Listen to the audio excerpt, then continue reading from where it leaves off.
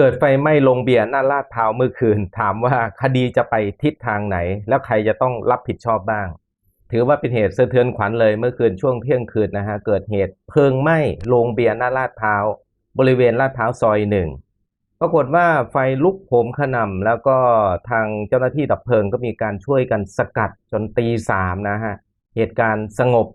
หลังเกิดเหตุก็พบโอ้โหมีผู้บาดเจ็บกว่า90คนโดยเสียชีวิต27คนบาดเจ็บ63แยกเป็นสาหัส22คนทีนี้ในการตรวจสอบก็พบเบื้องต้นทางออกประตูหนีไฟมีผู้เสียชีวิตจำนวนหนึ่งหลังหลายคนก็กังขาบอกมันเกิดอะไรขึ้นแน่กับผับตรงนี้นะฮะแล้วใครต้องรับผิดชอบยังไงเบื้องต้นก็ต้องมาดูนะฮะว่าเมื่อเกิดเหตุไฟไหม้แต่ละครั้งนะฮะก็ต้องมาหาตัวมันเกิดจากอะไรใครต้องรับผิดชอบหลังเกิดเหตุตรงนี้ก็ต้องถือว่าต้องกันสถานที่นะในส่วนของกองพิสูจน์หลักฐานต้องมีการเข้าไปตรวจเช็ครวมถึงกล้องวงจรปิดนะต้องไปไล่กล้องว่ามันเกิดอะไรไฟลุกจากจุดไหนยังไงนะฮะเพื่อหาสาเหตุแล้วก็ต้องมาหาผู้ต้องรับผิดชอบทีนี้จากเหตุตรงนี้นะฮะก็มีพยานที่เห็นเหตุการณ์เขาก็ให้การเบื้องต้นว่าเป็นนักดนตรีบอกว่าขณะเล่นดนตรีอยู่ก็ได้ยินเสียงไฟลุกพรึบที่บริเวณหม้อแปลงแล้วก็เกิดประกายไฟลุกท่วมไปหมดเลยแต่ตรงนี้ก็เป็นแค่คำบอกเล่าของพยานแต่จุดที่จะสามารถนำคนผิดมาลงโทษได้นี่คือจะต้องรอกองพิสูจน์หลักฐานว่าสาเหตุเกิดจากไฟลัดวงจรจริงไหม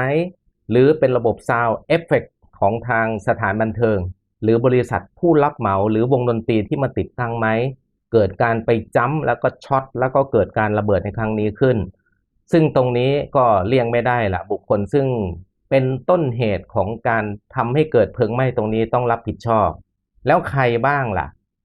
ผู้ที่เป็นต้นเหตุนะฮะมันก็ต้องมาดูว่าในส่วนของหนึ่งผู้จัดการบริษัทนะว่าเป็นผู้รับผิดชอบดูแลเกี่ยวกับเรื่องนี้ต้องมีการจัดสถานที่หรือดูแลสถานบันเทิงในส่วนทั้งปริมาณ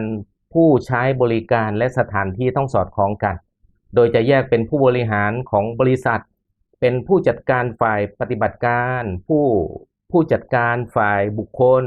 ผู้จัดการฝ่ายเอฟเฟกต์ต่างๆเหล่านี้นะฮะต้องมาดูว่าใครมีหน้าที่รับผิดชอบดูแลสถานที่ที่เกิดการประมาทและทำให้เกิดเพลิงลุกไหม้ซึ่งในจุดนี้นะฮะก็ต้องมาดูว่าในเบื้องต้นของการก่อสร้างสถานบันเทิงตรงนี้มีการปฏิบัติถูกต้องไหมโดยเฉพาะการปฏิบัติตามกฎกระทรวงนะฮะในเรื่องของกำหนดประเภทและความปลอดภัยของอาคารที่ใช้เพื่อประกอบกิจการสถานบันเทิง2555โดยเฉพาะที่มีการแบ่งพื้นที่บริการออกเป็น6ประเภทตามขนาดและลักษณะที่อย่างน้อยมีการกำหนดในเรื่องของประตูทางเข้าออกอย่างน้อย2 ทางนะครับรวมทางออกประตูเข้าและประตูออกตรงนี้นอกจากนั้นก็จะต้องมีการกำหนดจำนวนคนสูงสุดของประตูเข้าออกนะฮะที่สามารถรองรับได้ว่าสอดคล้องกันไหมนะประตูเข้าออกอย่างน้อย2 ทางและทางหนีไฟและจำนวนผู้ใช้บริการกำหนดจำนวนเท่าไหร่ที่สามารถระบายออกได้ทันรวมถึงโครงสร้างหลักโครงสร้างหลังคาที่ต้องมีระบบทนไฟและโดยเฉพาะในเรื่องของการป้องกันเหตุเพลิงไหม้นะฮะมีเครื่องดับเพลิงเพียงพอไหมมีสายจ่ายน้ำเพียงพอไหมซึ่งถ้ากรณีว่าไม่ปฏิบัติตามกฎกระทรวงหรือเหตุเพลิงไหม้เกิดจากการไฟฟ้าลัดวงจรก็แล้วแต่ระเบิดปูมก็แล้วแต่ผู้จัดการหรือผู้ดูแลมีหน้าที่ตรวจตาดูแลรักษาสถานที่ให้อยู่ในความปลอดภัยตลอดอย่าไปโยนความผิดให้หม้อแปลงไฟฟ้าไม่ได้คุณมีหน้าที่ตรวจสอบอาคารมีหน้าที่ตรวจสอบประตูเข้าออกและปริมาณผู้ใช้บริการถ้าคุณรู้ว่าประตูระบายคนออกได้ครั้งละ200-300คนแต่คุณไปรับผู้ใช้บริการถึง1,000 กว่าคนตรงนี้ก็ถือว่าประมาทคุณละเลยในการที่จะตรวจสอบจำนวนผู้ใช้บริการเกินกำหนดหรือกรณีไม่มีเครื่องดับเพลิงไม่มีไฟฉุกเฉินไม่มีทางออกหรือไม่มีเครื่องช่วยเหลือในกรณีเกิดเหตุฉุกเฉินเหล่านี้ก็ถือว่าอาจจะขัดต่อกฎกระทรวงซึ่งถือว่าเป็นการจงใจหลีกเลี่ยงกฎหมายเกี่ยวกับความปลอดภัยที่กำหนดถือว่าประมาทซึ่งจะมีความผิดตามมาตรา291ฐานกระทำโดยประมาทเป็นเหตุให้ผู้อื่นถึงแก่ความตายและมาตรา300ฐานกระทำโดยประมาทเป็นเหตุให้ผู้อื่นได้รับอันตรายสาหัสตรงนี้ ต้องรับผิดชอบ นอกจากนั้นบรรดาผู้บริหารเจ้าของบริษัทผู้จัดการฝ่ายตลาดผู้จัดการฝ่ายปฏิบัติการผู้จัดการฝ่ายบุคคลที่เกี่ยวข้องนะฮะก็จะต้องร่วมกันรับผิดชดใช้ค่าเสียหายด้วยในส่วนของการกระทำละเมิดฐานละเลยไม่ปฏิบัติตามระเบียบและกฎหมาย